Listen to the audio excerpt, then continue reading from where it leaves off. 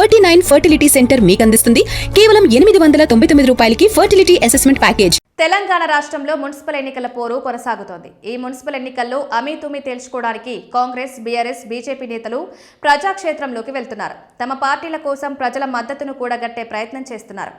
ఇదే సమయంలో కాంగ్రెస్ ప్రజలకు 6 హామీలనిచ్చి ఆ హామీలు నెరవేర్చలేదని బీజేపీ, బీఆర్ఎస్ టార్గెట్ చేస్తున్నాయి.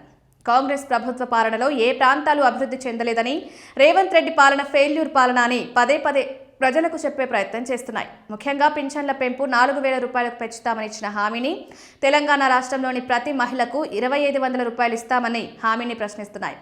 ఏఐసీసీ కార్యదర్శి సంపత్ కుమార్ కీలక వ్యాఖ్యలు. కాంగ్రెస్ పార్టీ తరపున ప్రచారం చేస్తున్న వారు ప్రత్యర్థులను ఎదుర్కోవడానికి ఇప్పటి వరకు కాంగ్రెస్ పార్టీ ఇచ్చిన మాటకు కట్టుబడి అమలు చేస్తున్న పథకాలను గురించి చెప్తూనే పెండింగ్ పథకాలను త్వరితగతిన అందిస్తామని హామీ ఇస్తున్నారు. ఈ క్రమంలోనే తాజాగా ఏఐసీసీ కార్యదర్శి సంపత్ కుమార్ కీలక వ్యాఖ్యలు చేశారు. ప్రజా ఆశీర్వాద సభలో పాల్గొన్న సంపత్ కుమార్ చెప్పిందే పింఛన్ల పెంపు, మహిళలకు పథకాలపైన. గద్వాల జిల్లా ఐజాలో మున్సిపల్ ఎన్నికల ప్రచారంలో భాగంగా నిర్వహించిన ప్రజా ఆశీర్వాద సభలో పాల్గొన్న ఆయన మార్చి తర్వాత పింఛన్లను 4,000 రూపాయలకు పెంచుతామని, మహిళలకు ఇచ్చిన మాట ప్రకారం 2,500 ఆర్థిక సాయం అందిస్తామని ప్రకటించారు. ఇప్పటికే ఉచిత బస్సు, ఇంద్రమ్మ ఇల్లు వంటి హామీలను అమలు చేశామని గుర్తు చేశారు.